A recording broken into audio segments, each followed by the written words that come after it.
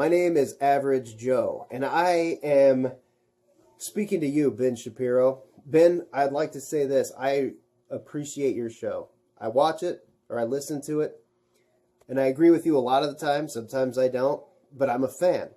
I say that in predicate because I'm about to tell you what the average Joe thinks of your lousy Star Wars critique. And, you know, you're really good at a lot of things. You're obviously a very skilled trial lawyer. I would hate to be against you because you are Johnny on the spot, baby. So I would not want to debate you. And if you happen to see this, you are probably going to mock me. And I'm going to enjoy the heck out of it. I hope you do. And I will still love you, and I will still watch your show and agree with you on many, many things. But when it comes to your movie critiques, I'm not sure I'm on board. I heard your critique of Guardians of the Galaxy 2, and I actually didn't listen to you for about a day and a half. But let's just go to the Star Wars, okay? You put this out today, I think it was today, and I would like to address a few of these points with you, one at a time, if you don't mind. Okay, first, you said the Force Awakens never apparently happened. You were a little upset because they destroyed the Star Killer base in the end of the last movie, you know, you were kind of thinking, well, shoot, did that movie ever happen? You said, well, I'm fine not with that not happening or forgetting about it, but they went ahead and wiped out that Star Killer base, but the First Order still has these badass weapons. Well, duh. They own a whole fleet, a whole star system. They can tax people to death. Those guys have an endless resource to buy and build ships. So, yeah, they have some ships. They don't have a giant planet that's built as a ship that can destroy a whole planet or galaxy. No, they do have some massive ships, though, that they can use to blow up a whole base. And that's what they were about to do in the beginning, right? You also talked about Han Solo a little bit and how that kind of hurts your feelings that this hero guy, Han Solo, from your childhood turned out to be kind of an absentee loser father. I don't know which Star Wars you ever were watching as a kid, but I never thought Han Solo, man, this really righteous family man. No, he's always been kind of a rebel. He's the kind of guy who would impregnate a woman and say, babe, I sure love you, but this ain't for me. I'm going to go out and be a Ravager or something like that. So I don't know where you got the impression that Han was this really upright family man, responsibility kind of guy. He's always been kind of a rebel, right? So I think you got that wrong, brother. No offense.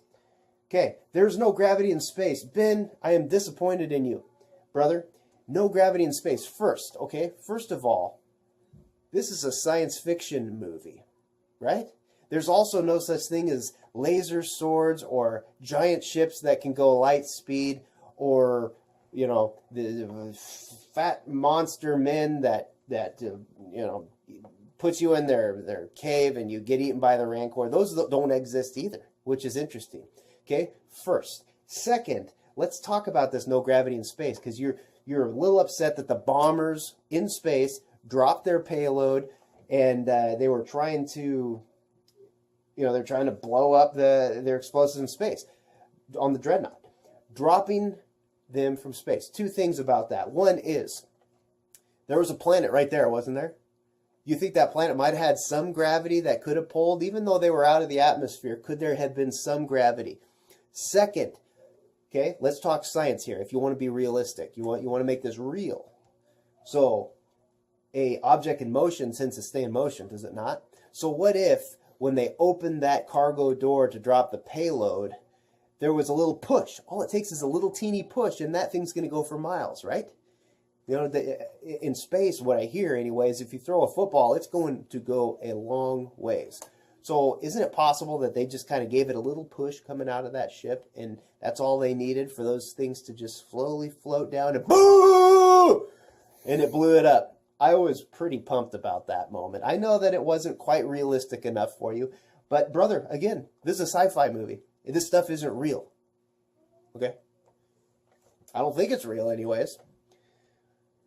Snoke is a throwaway. I actually kind of agree. I was thinking that Snoke, they were building him up to be just this big old super bad guy, bigger than the Emperor, Darth Vader, but he wasn't. I agree. I was expecting a little bit more out of Snoke. But what I did like about Snoke is that it does illustrate to us how Kylo really is pretty strong. That he killed Snoke using the saber, using the Force, wielding the Force, and it did take some effort because Snoke was reading his mind. You remember Snoke kept saying, "You're turning the saber right now. You're pointing it at the bad guy, and you're going to ignite that thing." So he did do that, though, didn't he? I mean, he did exactly what Snoke was saying he was doing. He was just doing it to him. Ha! Gotcha, Snoke. Cut you in half, bitch. Okay. That was pretty fun, I thought. But, I agree. Snoke was supposed to be a lot bigger and badder. But I think the Snoke thing was just building us up so that we could see how bad Kylo Ren really is. He is a bad A. Okay. Kylo Ren isn't intimidating, you say, in point number 4. That's a problem. Kylo Ren, the fact that he's just kind of this, fumbly, bumbly teenage kind of whiny baby kind of fellow, I think that shows us how much potential he actually has. If you remember, Luke says that he and Rey are the 2 most powerful Force wielders he's ever seen. You remember he said that to Rey? He said, "I've only seen this once out of Ben." So those 2 are the best Force wielders that Luke Skywalker has ever seen. So, they both have some raw talent. You kind of were a little pissed that Rey was able to defend herself against Ren, and he was trained and she wasn't. Well, she happens to be a badass. So she was able to protect herself from dying. She didn't kill him, but she didn't die either.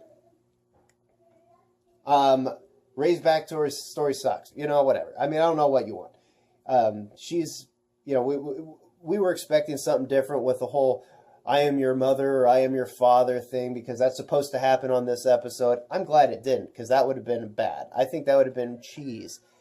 I'm glad that there was not some sort of a weird "I'm your parent, congratulations."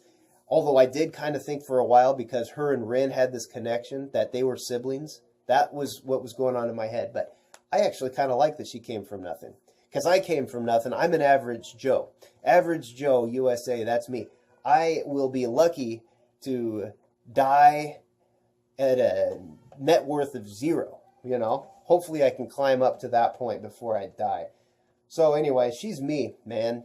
And I like that about her. So, let's see. Luke's weird. Farmer life is weird. I don't know. I thought it was cool. Luke is a bad teacher. Duh. Luke is a bad teacher. Not everybody who's really good at something is really good at teaching it too. They say, actually, those who can't do teach, and those who can do, they freaking do. So Luke happens to be a badass Jedi Knight. Not a great teacher, though. So you're right on that one. And so what? He's not a good teacher. Okay? He's still the freaking baddest Jedi of all time. Maybe Rey's going to take over. We don't know. Celebrity or cameos make no sense. Yeah. I kind of liked Laura Dern. Poe, come on, dude. Your opinion about Poe, he's a stud, dude. So he's going to take over for Han Solo, I guess. He's got the kind of the same thing. He is kind of a rebel. He's super reckless. I liked him. He ran around like a moron. That was predictable. I kind of like that the plan wasn't revealed to him, because it kind of, he's got to have some humility. He was being taught humility. There was a plan, I thought it was cool. Finn's storyline is useless. Finn is a very important part of this show, brother. Finn is funny. He turned from the bad guys to good. I think Finn's a great character in this show, and he's one of those cats that's not super trained. You get him in a fight with most anybody, and he's going to have a battle or lose even. And we talked about what did we talk about? He was going to do something useful by flying into the cannon at the end, and Rose stopped him. I thought that was a cool scene, man. I was sad that he was about to die, because I think he's one of my favorite people. But Rose stopping him, and then she says that we can't always just fight against what we hate. We have to fight for what we love. I thought that was really cool, dude. And I think it actually, as the average Joe in America, I would like to be for something instead of against something. I would rather be for peace, for lower taxes, for freedom, as opposed to, against stuff. I think that's a better way, my man. Social justice warrioring. What is this? Oh, the Monte Carlo thing.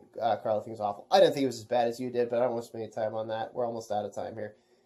Captain Phasma is nothing. Agreed. Actually, I was thinking that she was being built up to be something, but my son and my producer here, he made a very good point that she is kind of like Boba Fett, They're there. They're supposed to kind of be badass. They have a backstory. You don't not quite know what it is, but you know that they're kind of badass. And yes, she does get kind of taken out by Finn at the end, but it was lucky. I mean, she kind of kicked the crap out of him. And then he shows up as this thing is rising and whacks her. And then she dies when the thing blows up. So he didn't really kick her ass. She kicked his. And he just got lucky. Right? So she was all right. She was all right, but you're right. I mean, she didn't have a big part. She was built up. Luke shouldn't have been a hologram. Disagreed. That was cool. Shows the power of the Force, I mean, he's sitting there meditating on his planet. He came back. I think he's a badass, and I kind of liked it.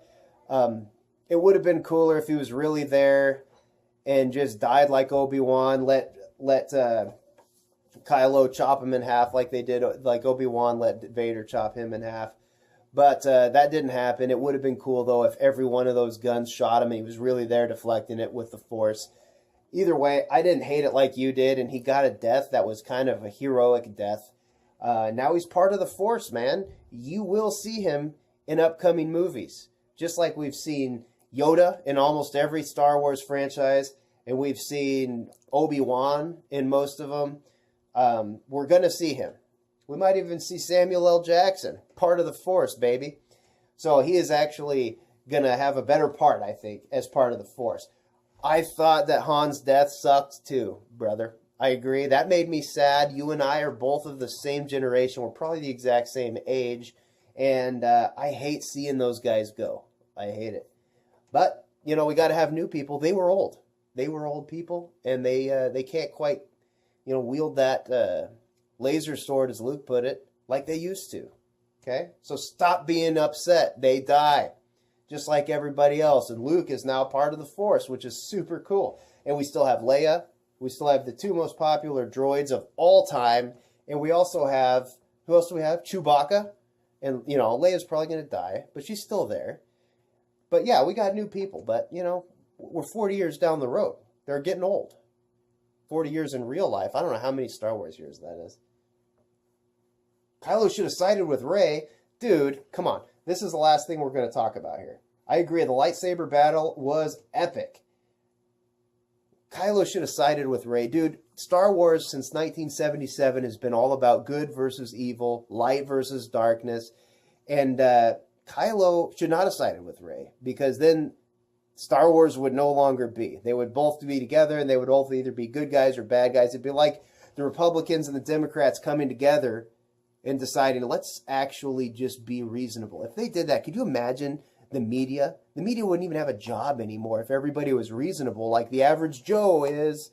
The average Joe in America who's just kind of moderate, somewhere a little bit right or left, but they're not these freaks way out on either side. Could you imagine if Star Wars didn't have the extreme right and left? Wouldn't that suck? It wouldn't even be a movie anymore.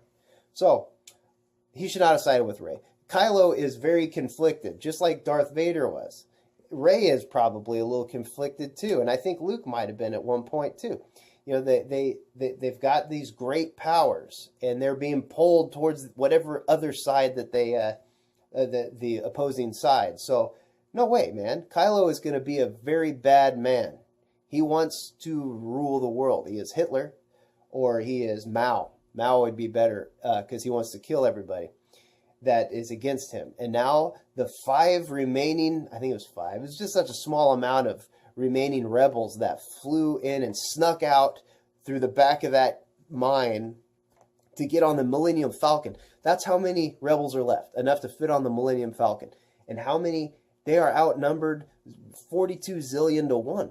So, of course, there's still going to be a conflict. You mentioned maybe there is no conflict anymore. There is, because we're outnumbered like crazy. When I say we, I think of myself as kind of a rebel. Even though I've got my Darth Vader Christmas sweater on. But you know what? Darth Vader turned out to be a good guy. He saved Luke's life. Yeah, good guy. Ben, I sure love you. I think you're right on a lot of things. But I think your Star Wars critique, it sucked. But I love you.